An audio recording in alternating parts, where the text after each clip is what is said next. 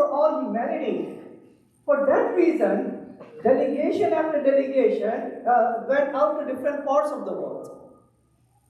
Some of you who may be part of historical knowledge, you may realize that when the delegation of Amr bin al-As from the Medina went to the people of Egypt in the year 641 to open the door of Islam to the people of North Africa and Egypt.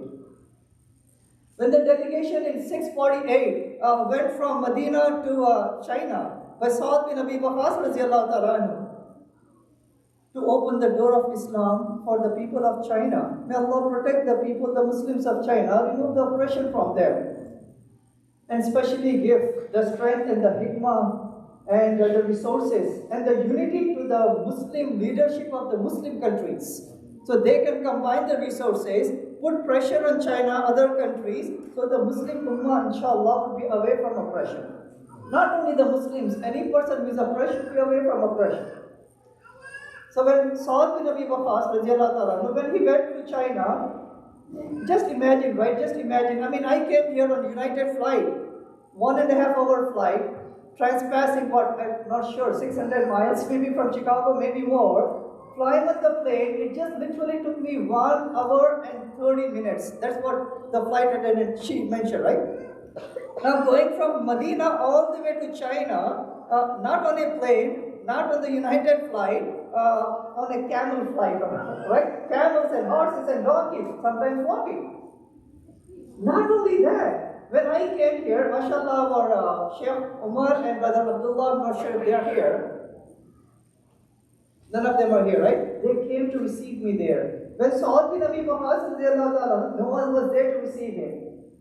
They brought a nice biryani for me here, mashallah. They placed it in the hotel. Over there, he did not know a single word of Chinese. Can you imagine? No one was waiting for him in the car or camel. The hotel was reserved for him, right? Like Holiday Inn or something. Not knowing a single person, not knowing the language, the culture, even then trespassing thousands of miles just for the sake of sharing the message of Islam with humanity. Then Uqba bin Nafi, right? We went to the people of Algeria to open the door of Islam for them. And then many delegations in the same way. So what I'm trying to say is, yes, building masajis, having hifz programs, right? Sharing Islam, reminding Muslims about Islam. We need to continue that, that's part of Islam. But along with that, Allah has sent us to this part of the world so we can enlighten the people. To remind them that there is a creator, there is a higher, bigger purpose of life, and they should follow the Quran. That is their success for the hereafter. Just imagine, if the noble companions of Prophet Muhammad, peace be upon him, if they just used to build masajis and have their own internal dawah training programs, conventions, if that's all they did, Islam would have remained a local tribal faith in Makkah, Medina, and just in Arabia. It would be a local faith.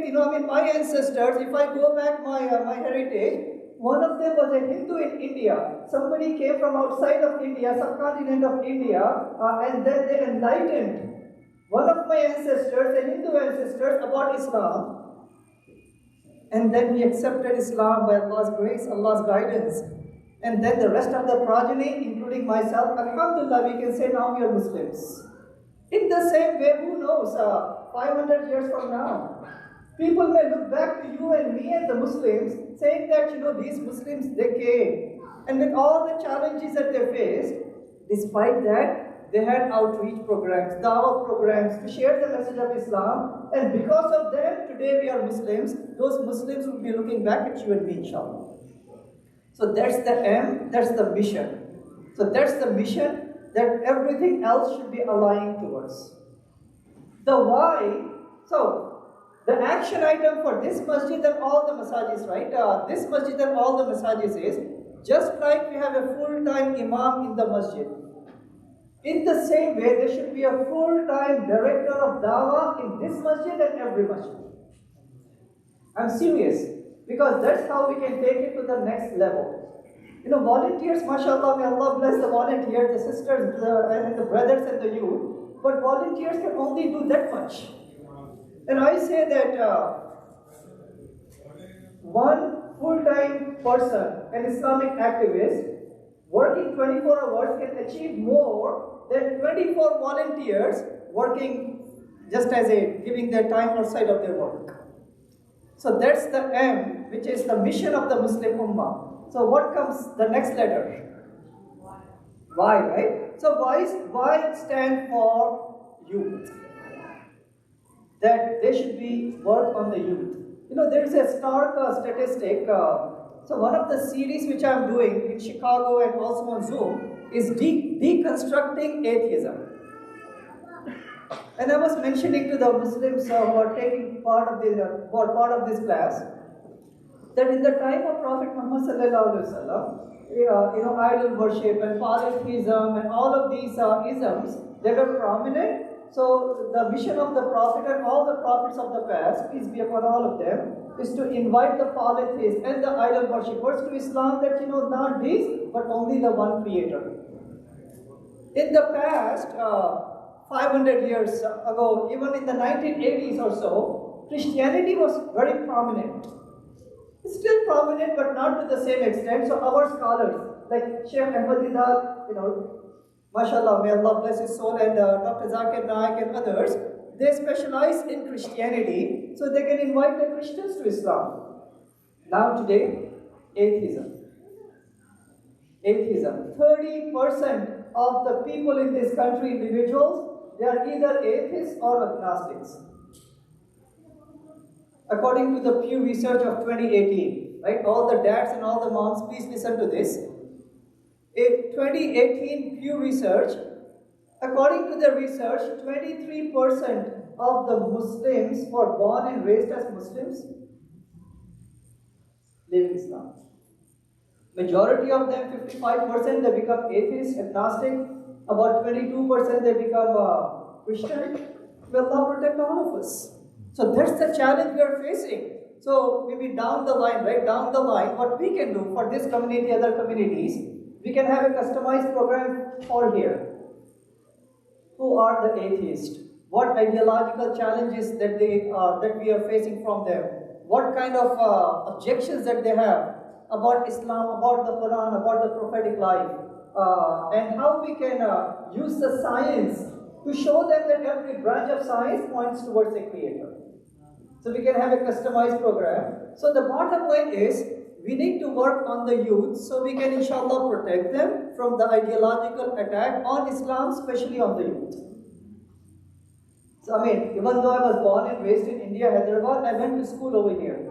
So I would say one of the dangerous classes that any young person can take in this system is the class of philosophy, the class of logic, and the class of evolutionary biology. Dangerous classes, right? So us as parents, we need to make sure not only we should know the topics, the subjects, but if our youth is confused and comes to us, we should be able to address it. Using biology and using logic and using philosophy. This is what the textbook says, but this is the reality, this is what Islam says, and why Islam is true.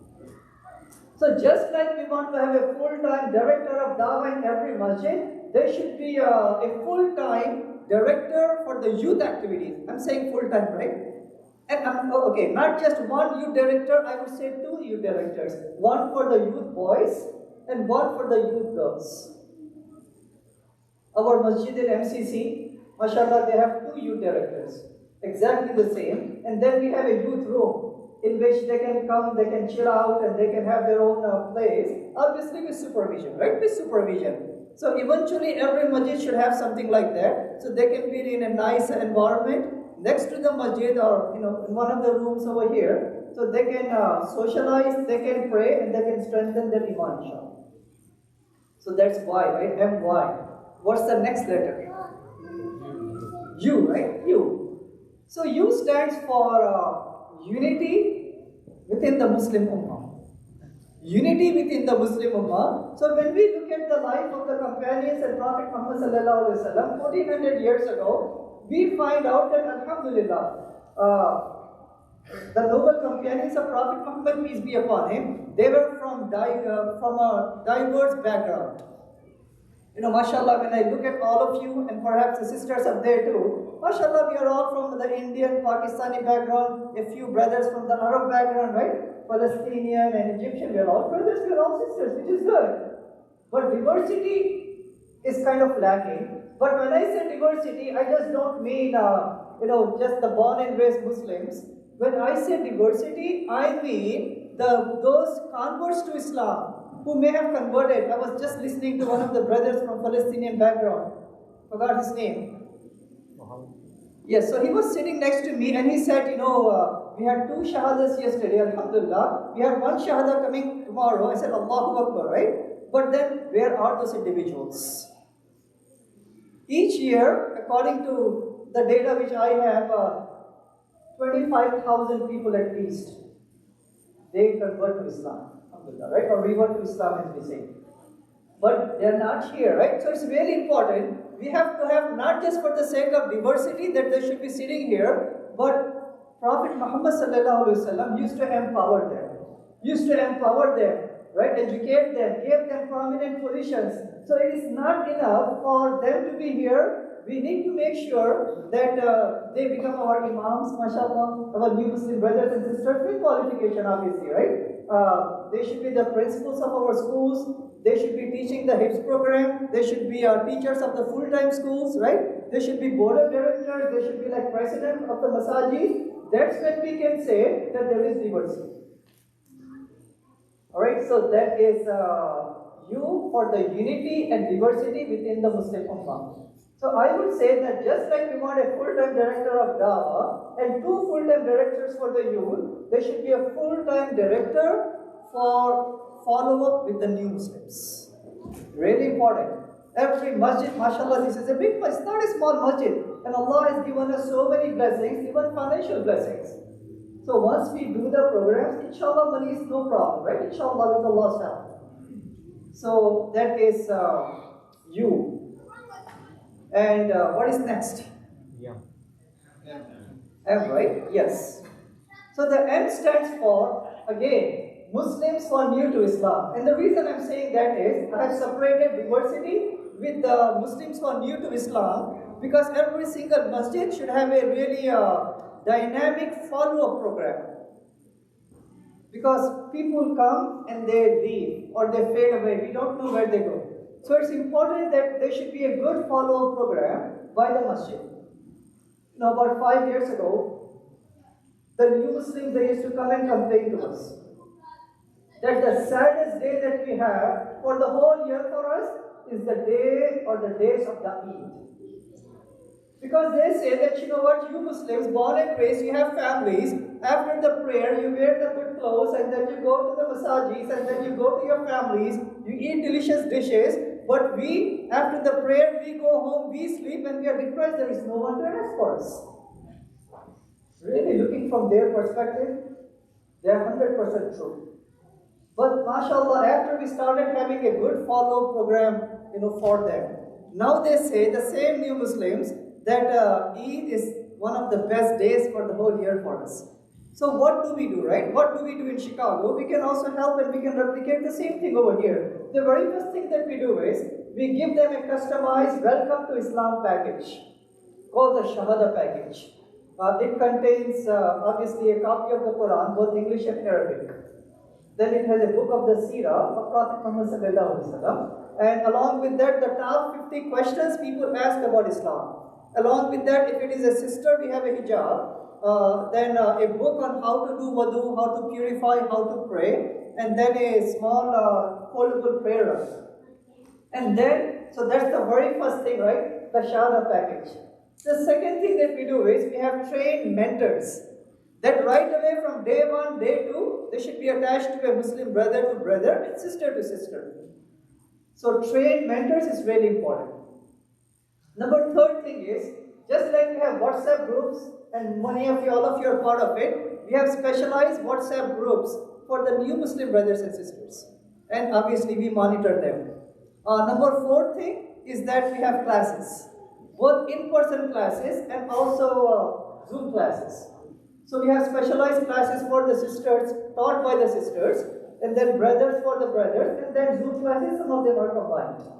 So that's really important. And the fifth important thing, just like there are conferences, just like there are ijtemas for Muslims, now we have like customized conferences, like the Reward Conference for our Reward brothers and sisters. So that's the next important role and the responsibility that we Muslims that we have. That all of us, when they say and they ask me the question, Dr. Sabeen, this many shahadas happen or this many thousands of people in this masjid, they converted to Islam. How come the follow-up is not there? What is your team doing, right? Then I ask them the question, not the question, I will make the comment saying that it is not just a responsibility of just one person. It is not the responsibility of one team. Every single Muslim family should adopt a new Muslim. Adopt a new Muslim means obviously making sure that they are properly educated, maybe inviting them to your homes in the days of the Eid, obviously socializing with them, right? So they are not our brothers and sisters, but obviously within Islam they are our brothers and sisters. The way the concept was, when the Muslims moved from Makkah to Medina, something similar, right? Something similar. So that is really important for us. So that's the M, right? What is the next letter? M again, right? Oh, this one is important. This one is important. So the next M stands for media. Engaging with the media. Today, those who were here, you saw the media, right? CBS 6 was it, or CBS came over here. So you can watch them at 10 p.m. tonight on CBS. Inshallah, hopefully they get a good coverage. Then there were other media outlets, they also came. Malcolm X Rahimullah, one time he said, look at the power of the media. They can demonize anyone by how they portray them in the media, or they can uplift anyone to the best person that they could be because of the power that they have. Look at the power of the media, right? And we know. But here is a really simple concept. Media is just a tool. But we know that media is biased, but media is also looking for good stories. Media is also looking for what is the Muslim reaction to some events which are out there. Media is also looking for what are the Muslim community doing.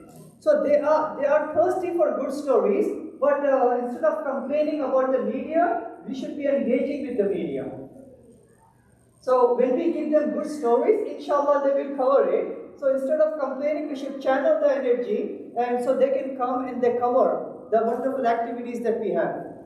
So what we did for today's open house, we sent out 300 press release statements. Out of them, 4 came, which is good, right? They can amplify our message. They can take the message of what we are doing, and what is the main message of ours. Last year, around the Christmas time, we had a big billboard, and we can have a similar billboard here, inshallah. We had a big billboard in one of the highways in Chicago, and the billboard says this: find Jesus in the Quran and Muhammad sallallahu alaihi wasallam in the Bible. All right? Look at it, they flipped it. Right? People became curious. And then we sent out this to the media, and then on the day of the press conference, so we invited the media for a press conference in the masjid. As I was leaving for the press conference from my home about 8:30 in the morning, I received a call. It was an unknown number, and then I still picked up the phone, and then this lady, she said that I am calling from Fox News. We want to come and cover your press conference, right? I said, Allahu Akbar, excited. So all of the people who came, the very first individuals, the press release, the press personnel, Fox News came, right? And other people came too. Not only they came, they covered 2 times, and they mentioned that Muslims don't take Jesus to be God, Son of God, they take him only to be as a prophet. We can say as much as we want, but when they say it, when thousands of people are watching, and then they had the footage of the Quran that we had on the Dawah table, and then they displayed the telephone number of ours, literally hundreds of calls came. So just like we want to have a full-time, all of these positions as I mentioned, there should be a full-time media relation person for every masjid. I'm really serious, right? Down the line, I'm saying, down the line, but our leadership of the masjid, right? The imams and the presidents and the board of directors and all of us, if we have a vision that 5-year goals, right? 10 years, 50 years, then we can go towards it. Or else what happens is we do random programs. Which is okay, these programs are okay, but we should go in a really structured way. So that is M for the media relation. And we can literally help this masjid of ours. Every masjid is, belong to the whole Muslims. So we can help, inshallah, if any program that you're doing, contact Gain Peace, myself and other brothers and sisters. 100% we are here to help, inshallah, with the media relations. What is the next letter? A, right? Amr bil Maruf wa Nahi anil Munkar. Enjoining good and forbidding evil. So one of the roles that we have for the Muslim Ummah is to make sure that we enjoin good and we forbid evil. That Quranic ayah comes to my mind. Surah Al-Imran, ayah number 110. Kuntum khayra ummatin ukhrijat linnas ta'muruna bil ma'rufi wa tanhauna 'anil munkar wa tu'minuna billah. Right? And the ayah continues. Allah subhanahu wa ta'ala is saying that you are the best of ummah created for humanity. Because you enjoin good and you forbid evil and you believe in Allah. So that position of respect and the honor and the blessed position Allah has given to us, it is not just because we believe that there is a creator. Even shaitan knows that there is a creator. But Allah subhanahu wa ta'ala has given us the distinction, the honor to enjoin good and to forbid the evil. Right? So that is one of the responsibilities. And I say to the Muslims in Chicago, and all the Muslims, obviously myself first and foremost, that doing justice in the society is one of the main pillars of Islam. But the justice in the society should not be restricted to justice for the Muslims only. I know that many masajis, and even this masjid, and many masajis, you may have these yellow buses, and then you may have gone to Washington DC or downtown of Richmond or someplace for the rallies for supporting Kashmir, perhaps, or Palestinian support, right? Or support of others. With passion that we go, with equal passion we should fight for the rights of African American brothers and sisters. Equal passion we should fight for the Native Americans. Equal passion we should fight for the Latino brothers and sisters all around us. Because we cannot have success of the fight for the justice to the Muslims if we don't fight equally, with equal zeal and passion and resources for the rest of humanity. That's the sunnah of the Prophet anyway, right? That's the sunnah of the Prophet anyway. So just like we have a full-time director for all of these positions, one of the roles of the Muslims in the USA is to have a full-time director of social justice in the community. Yes. As much important. As much important. We can give so many examples, but what is the next letter? H, right? H. And that's the last letter. Last letter does not mean that we don't have other responsibilities. I'm just giving the bigger picture, right? The bigger responsibilities. So the H stands for humanitarian help. The relief work that we can do. The poor, the needy, the helpless, the homeless. Allah has blessed us with so many blessings, so many talents, so many resources. But there are people. I don't know about Richmond, but if you go to downtown Chicago, right? Some of you are from Chicago too. Once you go there, doesn't matter what weather situation, there are homeless people literally by hundreds and thousands who are out there. On top of it, 50 million people in this country, they don't have enough to eat. So we should be the one. Allah subhanahu wa ta'ala has blessed us. He has sent us to provide that kind of a help from human to a human.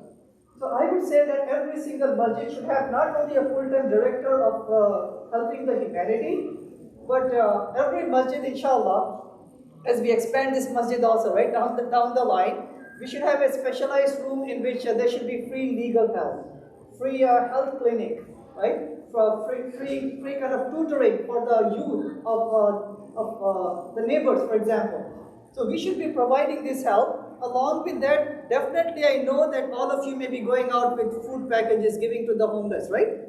So continue all of that. But along with that, these other services we can provide, which is humanitarian help for the greater community.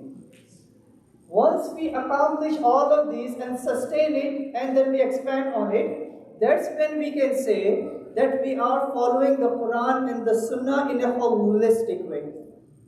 And that's what made the noble companions and their generation the best of all the generations. It is not just because they were in the generation of the Prophet, peace be upon him. It is not just because they used to pray tahajjud prayer, yes. It is not just because they went out for the delegations to different parts of the world. All of them combined, but still they were the best of all the generations because they looked at the Quran and the Sunnah in a holistic way. They looked at the Quran and the Sunnah not only a blessing only for them, it came as a blessing for all of humanity, and for that reason, Alhamdulillah, with the talent, the honor, the respect and the blessings Allah has given to them, they took this message out, they shared that with the world, and they changed the world because of that. And I hope and pray that all of us, looking into the Quran in a holistic way with the right concept, looking into the Sunnah of the Prophet ﷺ in a dynamic way, so we again, inshallah, with Allah's blessing, we can change humanity with Allah's help, giving them the connection with the Creator, showing them the purpose of life, showing them what is the study guide, the Quran that they need to follow, and giving them the GPS to paradise, inshallah. But let me end with this one profound story. Then I will take any questions from all of you, right, inshallah. When I went to Louisville, so just coming from there, just a few weeks ago, we had open house right up there, mashallah. So when I went there, one of the brothers, he stopped me after the open house, right, a Muslim brother, and he mentioned, Brother Sabir, you need to know this story. You need to know this story. I said, yes, what happened? So he said that this other Muslim brother in the masjid, as he was in his home on Saturday morning, there was a knock at the door about 10 a.m. in the morning. And then when he opened the door, there were two well-dressed people standing up there with a magazine in their hands called the Awake magazine. Who do you think these people may be? Yes, Jehovah's Witnesses, right? And this brother, he became really excited. Now I can share with them what Islam is. So he started with all passion and emotions, he started to share Islam with them. And with passion and emotions, these guests, they started to share their faith with the brother. And half an hour passed by, right? 1 hour passed by. They were asking questions, he was responding and back and forth. And then they asked one question to him. Then they asked him one question and he was speechless. If you were there in his situation, you would be speechless. You would also be speechless, and I would be also speechless. I would not know how to respond to that question, right? Honestly, I would not know it. And here is their comment or question. They said, if you are so passionate about your faith, if you love your faith, if you are conversing to us about your faith, how come you are staying home and we are the ones outside sharing our message? Day in and day out, rain or shine or snow, any weather, they are out there, right? Every Saturday morning, well dressed, forget about shopping, forget about the children, the sports, they are out there to share their message, even though they are less than 1% in the whole world, but they are fastest growing Christian sect in the whole world. So how come you are home and we are the ones going out to share our message? The brother was speechless, right? So it's really important. We can talk all that we want. We can listen to every khutbah that we want, listen to all the YouTube videos, the WhatsApp messages, but we all need to become people of action. 330 million people are waiting for us. We are the salespeople or share people of Islam. Allah sent us here for a purpose. If we don't do the job, right? Just listen to this. If we don't do the job, these people, they may complain to Allah on the Day of Judgment that there were 7 million people in the USA. They had 3,000 plus masajids. They had 150 plus full-time Islamic schools. They have all of these HIFZ programs. They were affluent, they had good cars and good home and good education. On top of it, they knew the obligation of sharing Islam. Even then, they failed to reach out to us with that message. It will be one of the saddest days for us if they have a class action suit against us on the day of judgment. It will be too late for us to come back and do and fulfill the role that we are supposed to fulfill.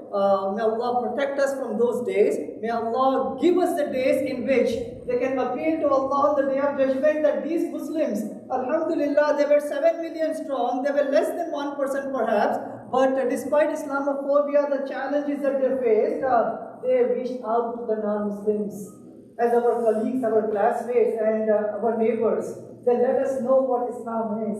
They showed us what is the guidance. And because of them, now today we can say that we know about Islam. That is the day, that is the moment that we want to have, inshallah, on the day of judgment. So I hope and pray that may Allah subhanahu wa ta'ala keep on blessing all of us, this masjid especially and all the masajids. May Allah bless the Muslim Ummah and unite the Muslim Ummah. May Allah keep us safeguard within Islam, especially our youth. And may Allah give us the tawfiq. Not only we live Islam, not only we follow Islam, not only we listen to the lectures, but we become people of action, just like all the prophets and the messengers, and especially the noble companions of Prophet Muhammad sallallahu alaihi wasallam. May Allah make it easy for us. Subhanaka Allahumma wa bihamdik. Wa nashhadu an la ilaha illa anta wa nastaghfiruka wa natubu ilayk. Jazakallahu khairan. Assalamu alaikum wa rahmatullah. So go ahead if you, I will open the floor inshallah for any comment or any question that you may have. But before that, now here is the time for quiz, right? What does Y stand for? Youth. Youth, okay. The youth, right? Okay, how about the second M? Media. How about the first M? Mission. No, it's yes, the mission, right? Okay, how about the A? Amr bil Ma'ruf wa Nahy anil Munkar, right? How about H, the last letter? MashaAllah, good, all you're listening. Alright, alhamdulillah, may Allah help us so we can fulfill this humongous responsibility. Ameen. Alright, go ahead, any comments, questions based upon what I mentioned or based upon maybe anything about Dawah, right? Inshallah. And if the youth would like to ask any questions, feel free to, inshallah. Assalamualaikum brothers, you can use this mic, come forward and use this mic to ask any question so that everybody can hear the question and the answer, inshallah. And also if the sisters, if you have... And sisters can also send a message down here with a question if they would like to have a question from the sister side.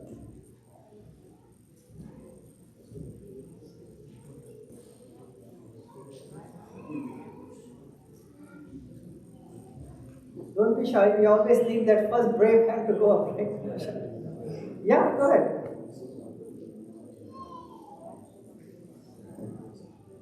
So, about the last story that you told us, I would like to try to spread the message of Islam, but I don't know where to start. How can I start? Okay, mashallah. How to start, right? The shart. You can bring the books you have in your bag.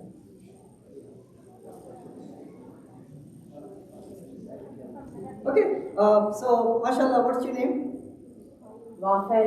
Rafi, okay, brother Rafi, mashallah, our young brother is asking the question, where do we start, how do we start? You want to share the message, right? But you want to know how to do it. You're in what grade, 6th grade? Yes. Mashallah, 6th grade, right? Fine, it's, you can start with 2 places at least, or maybe 3 places. One place is, when we had this masjid open houses, you can be part of the masjid open house and you can also help out. We always need help in arranging the chairs, for example, right? And passing the flyers. When we had open houses in Chicago, my children, other youth, what they do is they put the flyers about open house in the plastic bags and they give it out to the neighbors. So that's one good place that you can start, inshallah. And also when the children of the non-Muslim families, when they come, you can be with them, converse with them, right? And associate with them, right? So that's one place. The second place would be in your schools, inshallah. Islam wants us to be the best, doesn't matter where we are. In the neighborhood, in the classrooms, in the masjid, anywhere that we are, right? So we should be the best. So by being the best, inshallah, they can be attracted to us and we can share with them the message. So excelling in the studies, the way that the Muslims of the past that they used to excel. In the time of Ramadan, for example, in the time of maybe Christmas, we can mention about, what does Islam say about Jesus, peace be upon him, and also, what do we do? So you can also give a short speech about maybe Ramadan and about Prophet Muhammad, peace be upon him, right? Sallallahu Alaihi Wasallam, in the school. So that can be a second area. The third area can be just like in your neighborhood. If it snows in here, go with your dad, go with your mom, go with your family, help out the people, the old people especially, shoveling the snow, right? And you can make boxes and take out to the people who are poor. So these are some of the ways that you can start. So what I have done is, I have been receiving that question many times in many masajis. So Alhamdulillah, just 2 or 3 days ago, my first book about how to do dawah was published. Alhamdulillah. And I brought some copies over here, where the Sharik is bringing the copies. It mentions in the book, and definitely, you can have one. It is the top 50 ways that Muslims and families and masajis, they can share the message. So it's not just about, what to do, it is about how to do. So I kind of broke it down into steps. How long should be that project, and what resources that we need, and how much money that we need. So in that way, every single person, inshallah, should be able to benefit. That's the book. Right? So my daughter, my son, and many Muslim youth, they also took part in proofreading and some of the layout and stuff. So that's also one of the things that you can do. You can also become, inshallah, a scholar of Islam. You can give presentations, you can write books for, about Islam for Muslim children and the non-Muslim children. Right? So these are some of the things that you can do and your family can do, inshallah. Thank you. Welcome, mashallah, that's very good. The young person is asking, what can I do, right? What can I do? Yes. Okay. Okay. Sharifah, you want to?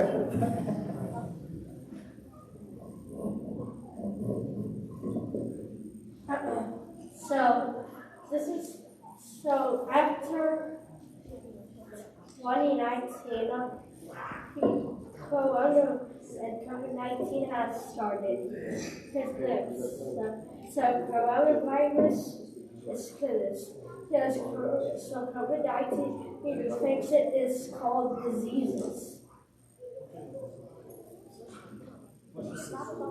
So what is your question? Okay, so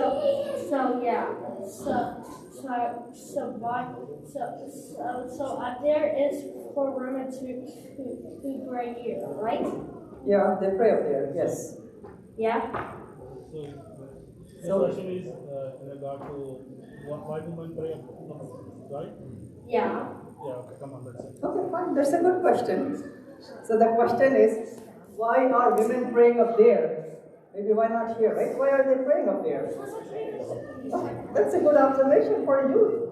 Our young children, they should be asking questions and we should be responding. Okay, so the number one reason, and the best reason obviously, is that in the masjid of Prophet Muhammad, peace be upon him, men used to pray in one area and women, they used to pray in their own area. So we as Muslims, we follow the Quran and the authentic Sunnah of Prophet Muhammad, peace be upon him. Because Allah subhanahu wa ta'ala says in the Quran, Surah 33, ayah number 21, لَقَدْ كَانَ لَكُمْ فِي رَسُولِ اللَّهِ أُسْوَةٌ حَسَنَةٌ لِمَنْ كَانَ يَرْجُو اللَّهَ وَالْيَوْمَ الْآخِرَ وَذَكَرَ اللَّهَ كَثِيرًا. That in the person of Muhammad, peace be upon him, we have the best example to follow. For those who believe in Allah in the last day and remembers Allah much. So for that reason, we have to find out, how did the Prophet pray in his masjid? Where would the women and the girls used to pray? Where would the boys and the men used to pray? So there used to be a different area for the women, different for the men and the boys. So for that reason, our masjid is following that sunnah. That's the reason they're praying there and we are here. Good question and good observation, mashallah. Oh, I'm so honored, mashallah, right? You have to keep on lowering the mic now. This is so good. Yes, first mention your name and how old are you, then your question. Yeah, go ahead, you can speak. Assalamualaikum. Wa alaikum assalam wa rahmatullah. Yes, go ahead. What is your name? I'm sorry. MashaAllah, how old are you? So why did Allah make people? Oh, MashaAllah. Why did Allah made humans? Right? وَمَا خَلَقْتُ الْجِنَّ وَالْإِنسَ إِلَّا لِيَعْبُدُونَ. So, you can sit down, right? Surah number 51, ayah number 56, Allah subhanahu wa ta'ala mentioned that the only reason that He created humans and the jinns is that we should worship Him. Right? So worship does not mean that just praying 5 times a day. Worshipping Allah, doing the ibadah to Allah means we should be good humans, good Muslims, good neighbors, and we should also take care of humanity. We should help out the people, and we should do all the things that is pleasing to Allah. Right? Listening to the parents is one of them. Being a good student is one of them. Right? If you see anyone who needs help, you should be out there helping them. Coming to the masjid with your parents and praying is one of them. So that's the reason Allah subhanahu wa ta'ala mentions in the Quran that He created humans and the jinns.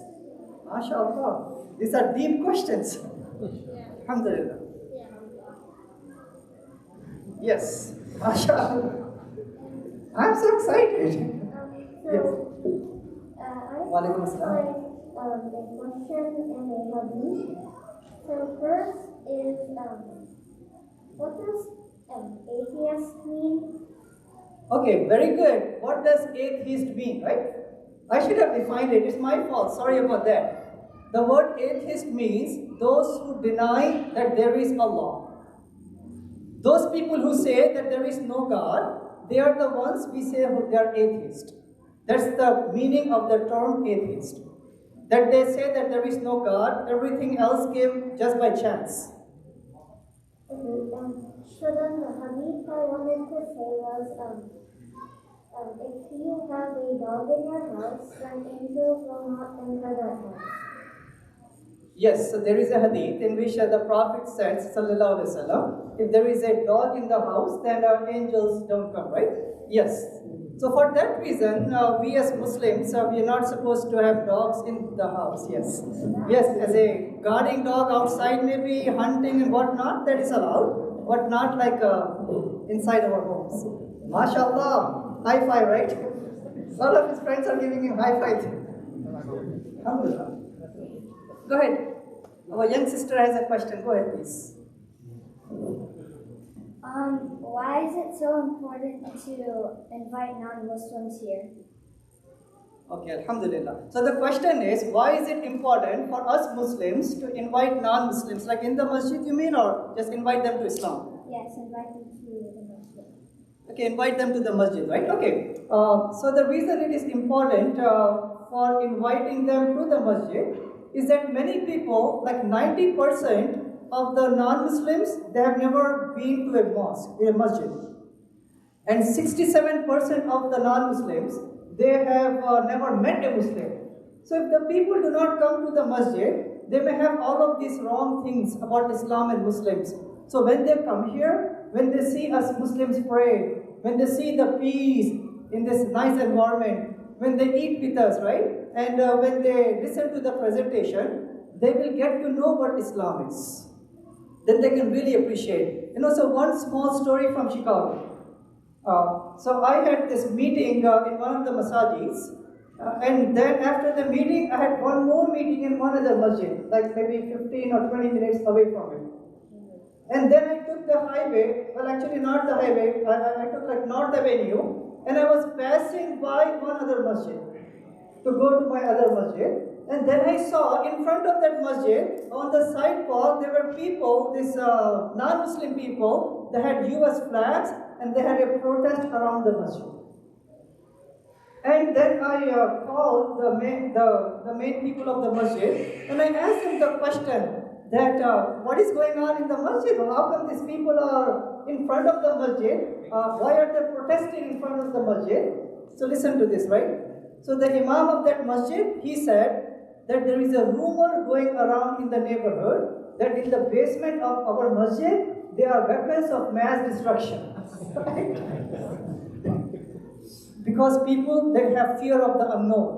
So we mentioned to that imam and to the people of that masjid, why don't you invite them? Okay, get some donors, get some pizza, invite the people, and then show them around, meet with them, socialize with them, right? This is what Islam is. And then they invited them to the masjid. They showed them the basement, right? There's a Hifz program going on there, no weapons. So then they apologized, they left the flags, and they ate the donuts, and they said, we are really sorry. We will not believe in those. Now we know with our own eyes this place is a place of worship, a place of peace. So for that reason, we should invite people to the masjid, even non-Muslims, and show them who Muslims are and show them what Islam is. You understand? Yes. Wonderful, very good question. May Allah make you a da'i, a scholar of Islam. We need many scholars, especially from the women's side. Okay, so I have a question. Is there like a difference between an atheist and someone who just like doesn't believe in Allah? Like, doesn't atheists actively go against saying, doesn't atheists actively say that, Allah isn't real or stuff like that? Okay, so the question is there a difference between a person who is an atheist compared to that person who does not believe in God? Yeah, just... Or doubts that there is God? Yeah, doesn't atheists just actively go against the... do atheists say that God isn't real? Okay, I mean... Yes. Okay, so there are two kinds of people, right? One group of people, they are atheists. They say that there is no God, God does not exist, we don't believe there is any God, right? So that's one group. They are called as the atheist. The second group of people is, they say that, we don't know if God exists, we don't have enough knowledge. Okay. So they are called as the agnostics. Agnostic, right? It's a different set of people, they're not atheists. They don't deny there is God, but they say, we don't know. We don't have enough knowledge to prove or disprove there is God. So these are agnostics, and these are atheists who totally deny that there is any God. You understand that? Yeah, I can understand now. But for both of them, we need to show them that there is a creator who is Allah, and these are his attributes, and by his love, by his guiding, by his mercy, right? He has appointed messengers and prophets, and these are, and Muhammad Sallallahu Alaihi Wasallam was the last prophet, and then Allah gave the books in the past, then he gave the last book, which is the Quran, and these are, why the Quran is a miracle, we need to show to them. And then we need to show them that they would be held responsible on the day of judgment, that there is going to be a day of judgment. So it doesn't matter a Hindu, a Christian, a Jew, or an atheist, we need to converse with them, show them the proof, and then show them the beauty of Islam. Good question, mashallah. You have a question? Okay, you can come here, but you can read from there, inshallah. There's a question from my sister, Dr. Sabina. Yes, go for it. Assalamu alaikum, brother. I am a revert. I was a Hindu Brahmin. My parents have difficulty in accepting the fact that I am Muslim. And I do dua that they accept Islam too. I miss them a lot and want their company in Jannah. Kindly advise, what shall I do? I can't see them in Jahannam. Please help. What is the first sentence from the Brahmin background? I am a revert. I was a Hindu Brahmin before. Okay. Now Shiva. Okay. So, Allahu Akbar and welcome to Islam, mashallah, it's an honor. Yeah. So, mashallah, it's a big honor that from anyone, especially from Hinduism, because, Hinduism is such a closed culture, they have a lot of social pressure for anyone to leave that faith. So, if anyone who's converting from Hinduism to Islam, I say that's a really brave and really wise move by Allah's guidance that you have taken. And I will pray that may Allah protect you in Islam, may Allah make you a da'i so you can share the message, not only with your parents and with your people of Hindu culture, but with all of humanity. So now your question is that what is the best way to invite parents who are not yet Muslims? And you have mentioned this really nicely in the letter, that she wants to be with them in paradise, right? I mean, we all want to be with our parents, our loved ones in paradise, and also with Prophet Muhammad sallallahu alaihi wasallam. About 3 years ago, we had a campaign in Chicago. And the campaign we had on the side of the buses, Islam, the faith of Noah, Moses, Jesus, and Muhammad, peace be upon all of them. Many people called, and this non-Muslim lady, she called. And she conversed with us, and the ladies conversed with her. Alhamdulillah, Allah guided her. So in that home where she came, Alhamdulillah, she proclaimed, La ilaha illallah Muhammad Rasulullah. Her mother, right? So this is for the sister, right? So her mother, she is a born-again Christian, an evangelical Christian, a die-hard Christian. So this lady is in Chicago, we converted, and her mother is in Michigan. So the mother, she's old, so she came by the bus to come and convert her daughter back to her faith. But after she came from Michigan, the mother, she found out that her daughter who converted to Islam, now she became a better daughter. Now how she's managing her children. She gave up bad language. She gave up bad things. Now she's respecting the mother, right? Now she's respecting her. So when the mother who came from Michigan, she found out that the transformation that was seen in this lady who converted to Islam, the mother was so much affected, then they contacted us, myself and my wife. So we brought them to the masjid. And this mother who came from Michigan, she had many questions about Islam and about Trinity versus Tawheed, Bible and the Quran, the concept of salvation, their faith and our faith. Alhamdulillah, after half an hour, Allah subhanahu wa ta'ala guided her. Even this lady, who was an evangelical Christian, shedding tears in the masjid, she proclaimed, La ilaha illallah Muhammad Rasulullah. So the moral of the story is two of them. First and foremost, don't ever stop sharing Islam if you think that you don't have enough knowledge. Because, Ballighu anni walau ayah. Prophet Muhammad sallallahu alaihi wasallam, he said that convey from me even if it is one single ayah, one single message. So this lady who converted initially, she shared Islam by her good actions and by her good words. Even though she knew little. She did not read the whole Quran yet. She did not read the 9 volumes of Bukhari, the 4 volumes of Muslim and other books of Hadith. Only she knew the fundamentals, she conveyed that by her transformation in her life. The second thing is, obviously, we need to make sure that we now become better daughters, better children, better husband and wife, and better sibling, better neighbor. So that transformation that people will see in us, that will be one of the biggest ways to attract them to Islam. And other ways, obviously, is we can give them some resources, maybe a good magazine, maybe a good YouTube video link. Many of the people who are non-Muslims, they may have misconceptions about Islam. Some may say that, Islam oppresses women. So we need to show them the high status, the respect, the honor that Islam has given to women, and how women of the past, using that empowerment, how they changed humanity, right? So that's one side of approach to that we should clear the misconceptions. Some of them, they may have the misconception that about jihad, about Sharia, and about all what they see in the media. So clearing the misconceptions, giving them the links to proper books and good videos, and especially transforming ourselves, that I would say is one of the best ways.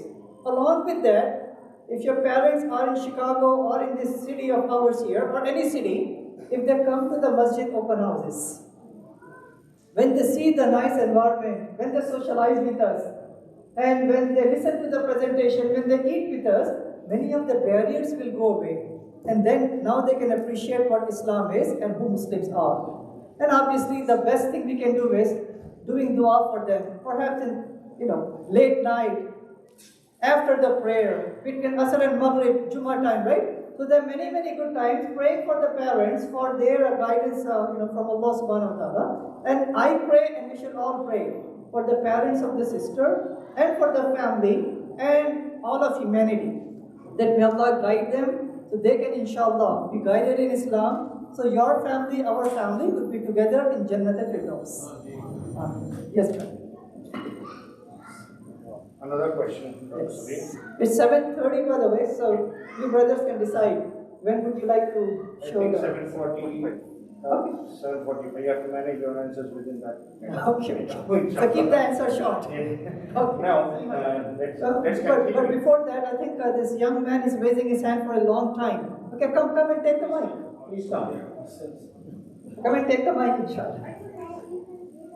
No. No, go ahead. You can come. Dr. Sabine says you should come. I would like to know the difference, my friend said there's two different types of Muslims, I would like to know the two different types. Two different types of Muslims. Okay. Okay, alright. One is Sunnah Muslims and the other is I think they are asking about the Sunni and the Shia. Yes, I got it. Okay, fine. You can sit down. I will respond, inshallah. Right?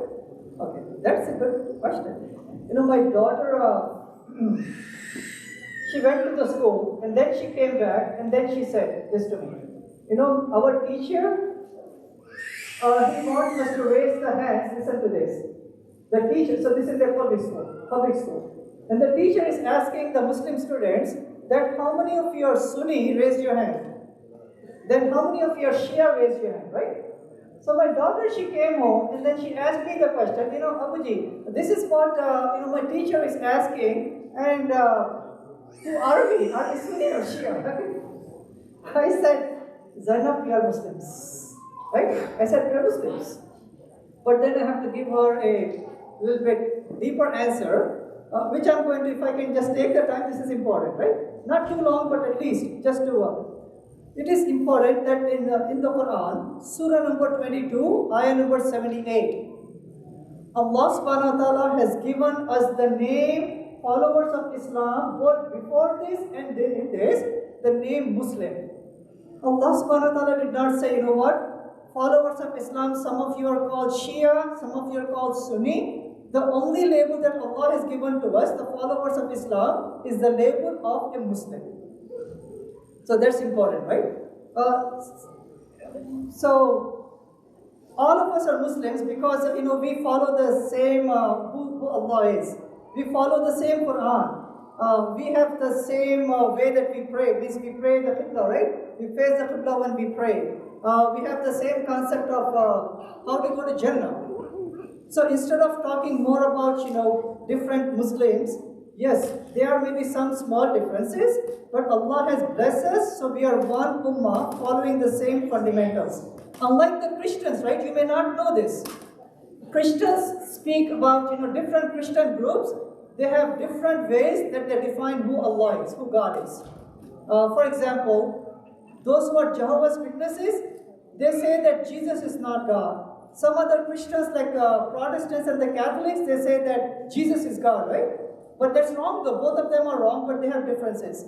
All of them, they have different versions of the Bible. Like the Protestants, they have 66 books in the Bible. Catholics, they have 73 books in the Bible. Greek Orthodox, they have 78 books in their Bible. We follow the same Quran.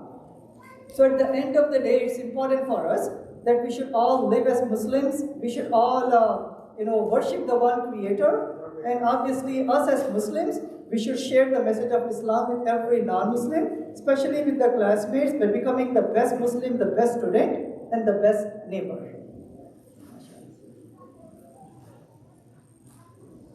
Okay, one more question, mashallah. Alright, this lady has a question. Yes. Quickly she can. How can girls give dawah? MashaAllah, how can girls give dawah? Allahu Akbar, right? I love these questions. Okay. How can girls give dawah? Okay, first and foremost, as I mentioned to the young man over here, one of the best ways that we can do dawah is to become a better student in the school, better neighbor in the place that we live, and obviously better person no matter where we live. So when they look at us, they can be attracted to Islam because we are all ambassadors of Islam, right? So that's number one. Number two, mashallah, you are wearing a hijab. So when people ask you why you are wearing the hijab, then you should be able to respond to them, right? That why are you wearing the hijab? You should mention to them that Allah has honored you and Allah has honored the Muslim sisters with the flag of Islam, which is hijab. Number third thing is, also in your schools, you can give a short presentation about Islam and Muslims. And also using the social media, our sisters, inshallah, they can also share the message. But one of the important ways that young sister, mashallah, and the young boys do, is that when we have masjid open houses, and especially when we have the dawah booths, what I do is, whenever we have a dawah booth in the public places, I take my family, my children. Imagine, this is a dawah booth, non-Muslims are passing by. If I take a stack of Islamic brochures and start passing the brochures, very few people may come and take the brochure from me. But suppose if I have Yusuf, who is in 3rd grade, out there, right, about your age, and if he's passing the brochure, almost everyone will take the brochure, right? So, in that way, you can also do dawah, right? Our young sister there. Go with your family, with your dad, with your mom as a family. Go out and share the message. And also young girls too, by the way. Along with your families, you can help out the neighbors. Maybe the older women who may need help. And other children who may need help in the neighborhood. So may Allah bless you, mashallah, for that good question. May Allah make you a da'i, a scholar, and an ambassador. Preserve your faith. And mashallah, help you and all of us to convey the right message of Islam.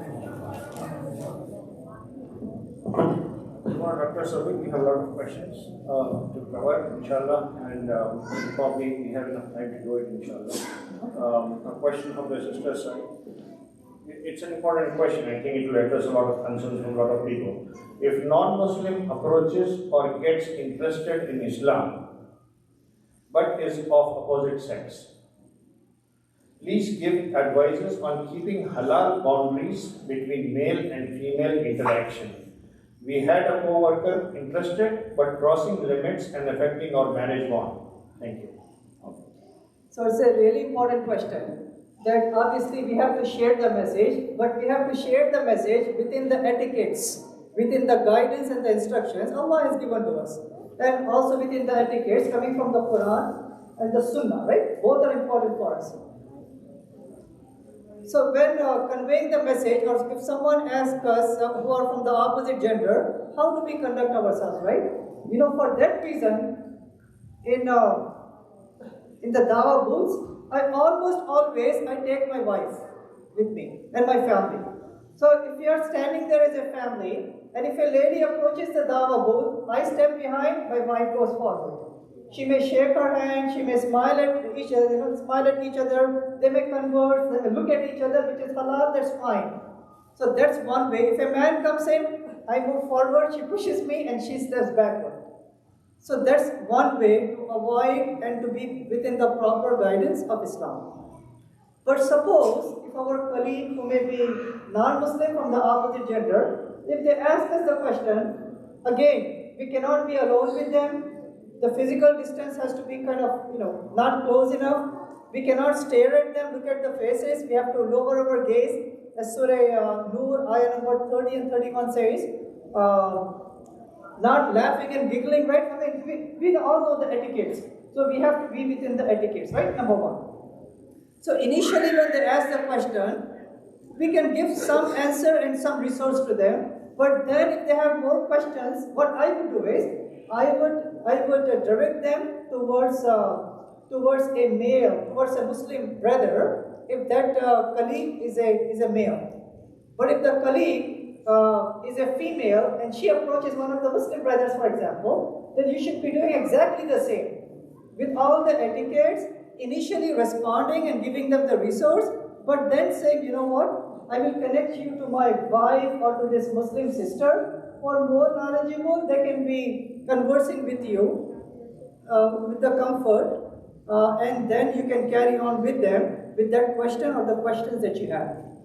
So in that way, we can still share the message within the boundaries of Islam, and inshallah there will be more barakah in those kind of efforts. Inshallah. It's a good question, and may Allah keep all of us always on the path of the Quran and the authentic Sunnah of Prophet Muhammad sallallahu alaihi wasallam. Yes. Another question, Dr. Sabir. After this question, I will call you in, okay, inshallah. I am a physician specializing in end-of-life care, that is hospice. I have to be sometime with the chaplain in the patient room. When the patient they are dying, what shall I do as a Muslim? Okay, so the question is the end of life for a non-Muslim as a physician.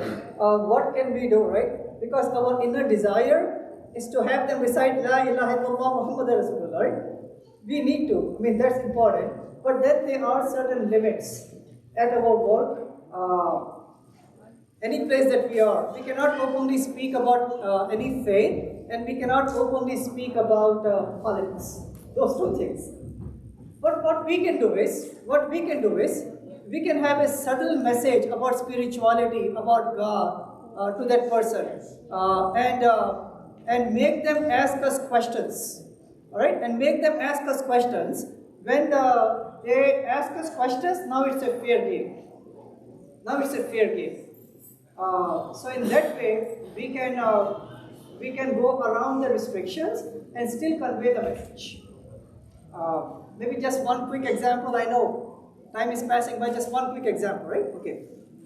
So when I used to work in the hospital, on the break time, we had a conversation. And people were discussing, so this was the topic. People were discussing the topic that how did we find our spouses before we got married to them, right? How did we meet with them and how did we marry to them? So all the non-Muslims, I was the only Muslim, and I was like having the desire, okay, how can I share Islam with the people? So all of them, one by one, they had their own stories. That we met the person, we dated, we lived with them, all the things that they do. Then after they were all done, then they were looking at me. Sabir, how did you find your spouse, your wife? So I mentioned to them that I met my wife before we got married in a mosque. And their family was there in the room, my family was there in the room, but we sat and we conversed literally for 5 minutes, and after 5 minutes we went home. Then both families called each other and they said, both of them, they agreed to marry each other. And my colleagues who were listening to me, they were surprised. How can you make a life decision when you only meet for 5 minutes? Listen, I'm not telling them anything about Islam yet. I didn't say anything about, this is what the Prophet said, this is what the Quran says. I just want them to ask me the question. So when they ask me the question, then okay, fine, in those 5 minutes, Sabir, what did you guys talk about, right? You may want to know, okay, Sabir, what questions were you asking? I can let you know later, inshallah. So I mentioned to my colleagues, Prophet Muhammad, peace be upon him, he mentioned that when people, as they are about to get married, they look for one of the 4 qualities in their prospective spouses. One quality is that how affluent the person is, how wealthy the person is. Then some people, they look for how beautiful or handsome the person is, that outward looks. Some people, they look for the status of the person, right? Status. Not the green card one. Not the green card status, but the status of the person in the society. And then the Prophet ﷺ, some people, they look for how religious, pious, God-fearing the person is. So then I mentioned to the people that those who go with this last criteria, their marriages would be successful. So I mentioned to them, in those 5 minutes, I was able to be satisfied. I was content that, yes, she has those qualities. Practicing and knowledge and taqwa, yes. So then I mentioned to them, that was what I was looking for, that's how we got married. Their jaws literally dropped, really? That seems so awesome. So then from that point on, they kept on asking questions about Islam, about Prophet Muhammad sallallahu alaihi wasallam, about the Quran, about the guidance, to such a degree that even the manager used to say to the non-Muslims in the staff, if you guys have any questions about religion, go to these Muslim employees. Right? So the bottom line is, despite the restrictions, there are always ways we can find out. So one of the techniques of dawah is to make them interested. Make them curious, make them ask questions, and that is a fair game. And may Allah make it easy for all of us.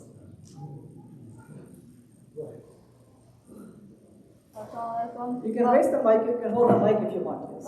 My question is, I've heard that all the Bible and the Torah came from Allah subhanahu wa ta'ala. How come it's its own religion now? Like the Bible, Christianity, and not just the Torah is with.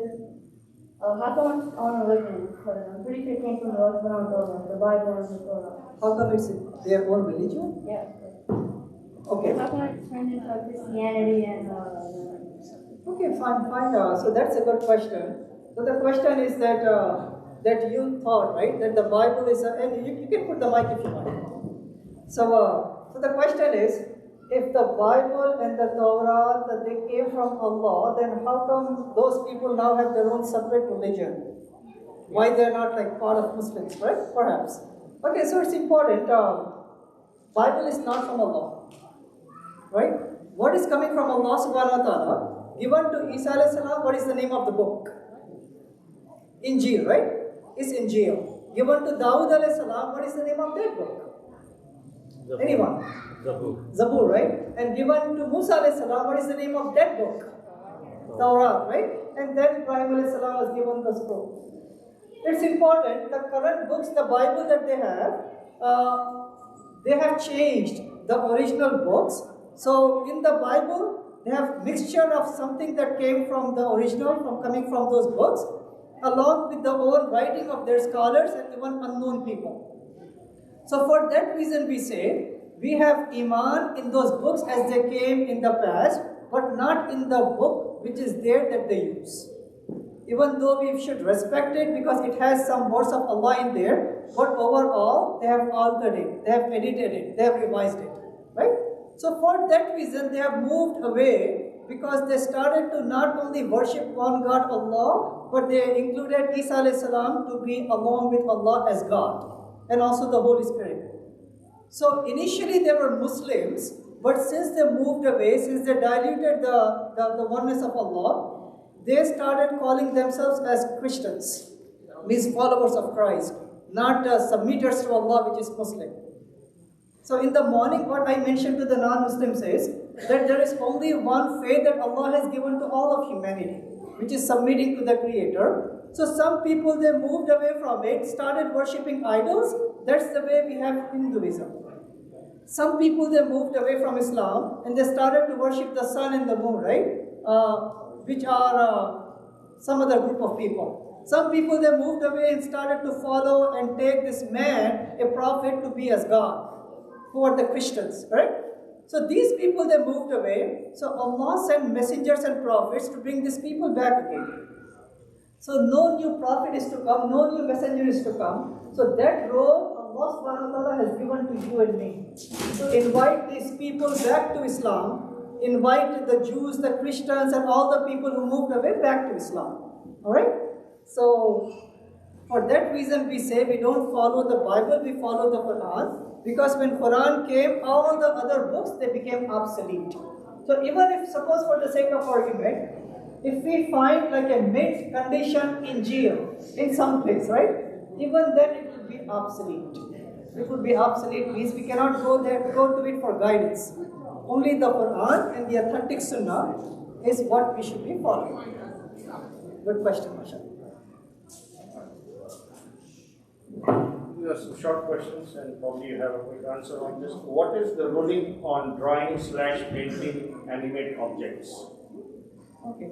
What is the ruling of drawing of animate or living beings, right? So again, this session is supposed to be a dawah session, not a fiqh question and answer session. Right? So I would rather avoid it. But generally, what I can say is we are discouraged. Some scholars, they say it's prohibited altogether. Yes. Right. There's another question. Is non-Muslim allowed to come to masjid in Ramadan for iftar or breakfast? Okay. And then follow up is, can Muslim eat kosher meat? Again. Sure. So quick, short answers. Non-Muslims can come to the masjid and obviously before they come in, what we do in Chicago is that we just send them a statement, usually on the website or some other place by the Sharif, is that, come with modest clothing because you're coming to a place of worship, right? And people respect that. So they don't come with the, whatever way that they dress. So the reason the scholars say that they can come to the masjid with obviously proper etiquettes is that Prophet Muhammad sallallahu alaihi wasallam in his Masjid al-Nabawi, non-Muslims came there and the Prophet sallallahu alaihi wasallam, he accommodated them for 3 days and 3 nights in the year 327. So 16 pastors and priests, they came and they stayed in the masjid, right? They just didn't came to eat the food and Ramadan, iftar. They stayed in the masjid. They spent 3 days and 3 nights. And the Prophet, he served them the food. They prayed in the masjid, right? He didn't tell them, okay, pray outside. They prayed in the masjid because the Prophet ﷺ, he wanted them to receive the message of Islam. So with the proper etiquettes. So yes, they are allowed, definitely. All right, another quick question. When teenage kids want to go and hang out with opposite gender, how to stop them from doing so? So what is the question? When teenage kids want to go out and hang out with opposite gender, how to stop them from doing so? Okay. If the teenage kids, if they want to hang out with person of opposite gender, how to stop them? Besides praying to Allah, it's really important as they are teenagers, and if they are doing that, we should have done a better job, I would say, starting when they were quite young. Because when they reach that age and that situation, it's very hard. Even then, we can still do something, right? But starting as young as possible to give the proper foundation, the iman, the etiquettes within Islam, would be what I would suggest for those parents whose children are still young, not yet teenagers. But those who are teenagers, what I would do is, obviously we should have that communication open with our children. So we should give them that access that they can come to us anytime for advice. Second thing would be, we should identify good practicing Muslim families whose children are the same age as our children, and socialize with them and be with them. So in that way our children can be with children who are practicing, right? And go out as a family in outing, in entertainment, halal entertainment obviously. So in that way they are more attached to the family and good families and good children, so they can be away from these kind of not so encouraged interactions. And if there is like a youth director in the masjid, perhaps, that youth director can also have certain customized programs, can give further instructions. So in that way we can slowly pull them back from that situation, back again to the proper etiquettes of interaction. Alhamdulillah, I have 3 teenagers at home, so imagine me. Well, I can make it easy for you. Not all of us. So, Khadija, do you have a question? What is the role of Khadija radiallahu anha? What is the role of Khadija radiallahu anha? Okay, mashallah. Okay, what is the role of Khadija radiallahu anha? Who was she? Who do you think she was? The Prophet of Muhammad. But who was she to him? The wife. Yes, mashallah. So she was the very first wife of Prophet Muhammad sallallahu alaihi wasallam. Her role was really impactful in the history of humanity. And here is the reason. When the Prophet, when he received the wahi, when he received the very first passages of the Quran, he came home because he was really stressed about what is going on. This angel came, Angel Jibreel alayhi salam. So she was the one who consoled him, saying that Allah is not going to disown you because you are good to your neighbors, good to your guests, good to the poor and the homeless and the widows. So she's saying, so she calmed him down and she made him realize that Allah has chosen you as a prophet. So she has a big role to play to support the Prophet and his mission, and also to take care of the children of Prophet Muhammad sallallahu alaihi wasallam. So she was a partner to the Prophet in the message of da'wah that he was conveying to the people. So she had a big role to play, mashallah. And we appreciate our sisters, mashallah, when you support your husbands husband supports the wives in this mission of being ambassadors of Islam to humanity. So, Dr. Sabil, once this paper, yeah, I'll give you in a minute. Okay.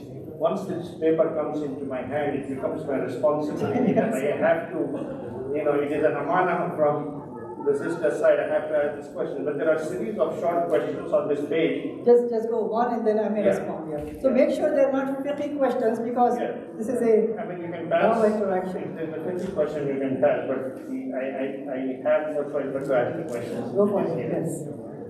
Why are dogs able to see angels while shaitan and humans can't? Okay. Why can dogs see the angels, maybe jinns? Why humans cannot? Because Allah has made us different, gave us different ability. So for that reason, Allah knows best, but because He has made us different from animals and from other creation. The other question is, what was Allah subhanahu wa ta'ala doing before making creation? Okay. How long did it take to create the universe? Well, okay, the Quran uses the term ayyam, means days or eons. So when we are dealing with a scientist, sometimes they may say, the Bible says the universe was created in 6 days and 6 nights, and there is a contradiction compared to science. So what we say is, the word used is ayyam, means days, it will be eons. So what we can say is, it is long periods of 6 long periods of time that Allah subhanahu wa ta'ala took. But Allah doesn't have to take that long. Kun fayakun, everything could have been created, right? But just to show us perhaps the majestic and the powerful nature of Allah, that's the 6 long periods of time as mentioned in the Quran. Can we celebrate birthdays, wedding anniversaries in Islam? If not, why? Okay, I would pass that question because no matter how I answer. So what I would say is, we have to follow the Quran and the authentic Sunnah of Prophet Muhammad, peace be upon him. Without addressing it, but I can allude to the answer, is that if the Prophet did certain situations certain way, we need to follow them. If we had the opportunity but didn't do those things, then we should avoid those things, because at the end of the day, Allah subhanahu wa ta'ala wants us to follow and take Prophet Muhammad, peace be upon him, as the best example. So that is what I would say. Thank you. Can we make dua for non-Muslims, and will Allah subhanahu wa ta'ala accept it? Definitely we can make the dua for the guidance of the non-Muslims, right? And as the Prophet did, sallallahu alaihi wasallam, he did dua for the 2 elites of the Quraysh, and one of them Allah guided, right? Umar bin Khattab radiallahu ta'ala. He made the dua for his uncle. It's Allah's will that he died as a non-Muslim uncle. So definitely we can make dua for the hidayah and the guidance of the non-Muslims. This we have already addressed, but nevertheless I will ask it. Why can't we have pictures, portraits on walls with eyes? Because of that hadith of Prophet Muhammad sallallahu alaihi wasallam, yes. For a non-Muslim, I will give a longer answer, because how shirk started? It started from something innocent. Right. People, to respect their ancestors, they started making some statues, right? Then shaitan came, reminding them, why don't you respect them more, bring them to this place, honor them this way, take them as mediators, and pretty soon, Allah subhanahu wa ta'ala is removed from the picture, and the idols became prominent. That's how shirk started. So Islam wants to stop at the very first stage, so people don't lead towards the major sin. How to know the presence of jinns? Abdullah is going to answer that. No, I'm just kidding. Go ahead. So the next question is, why does Allah test humans if He knows we are already bad or good? All right. When non-Muslims, this is a Muslim asking the question, when non-Muslims, when they ask the question, what I would say to them is that Allah is testing us, giving us a chance, even though He knows what we are going to be, the choices that we will make, is that on the day of judgment, we should not have an excuse that, you did not even give us a chance. We could have become Muslims, right? So to prevent that kind of an appeal from the non-Muslims, Allah is giving them a chance. 10 years, 50 years, 100 years, even more, that I gave you so much chance, now you don't have an excuse. that if you are still remaining on shirk, it is your own way, not, no one is compelling you for it. Brothers, Then Allahu Alam, as we say. we are going to extend Isha by 10 minutes. We are not going to take any questions once we finish these questions, as we have another 5 minutes of program, after this. So we'll finish this and we will not take any more questions after that. Is non-Muslim allowed? This is over, right? You have already answered. Okay, then this different one. My colleague is very old. I'm still in touch with him. He knows a lot about Islam and also reads a lot of books on it. How can I encourage this person to accept Islam? I feel he is very close to do it. So what I would say is, so the question is, the colleague of this sister, the colleague is old and he understands what Islam is. What is the next move? How can I encourage the person to embrace the faith? It is really important when the Quranic ayah, when it mentions "Ud'u ila sabili rabbika bil hikmati wal mau'izati al hasanati wajadilhum billati hiya ahsan." Invite all to the way of Allah with wisdom and good preaching and converse with them in ways which are best and most gracious.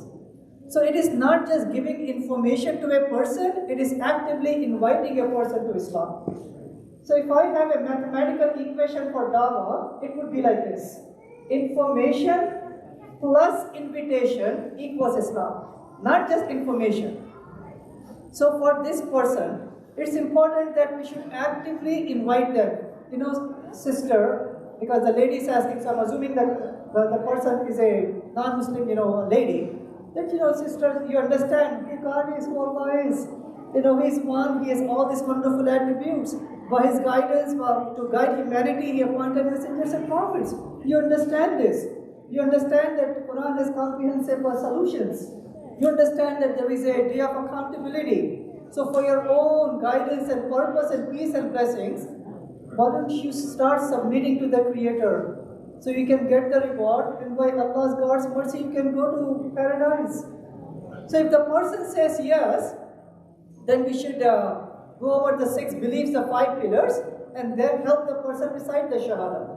But if the person says no, give me more time, then I would still not let them go off yet. I would say, what? This life is a short life. Anything can happen to anyone. Life is uncertain.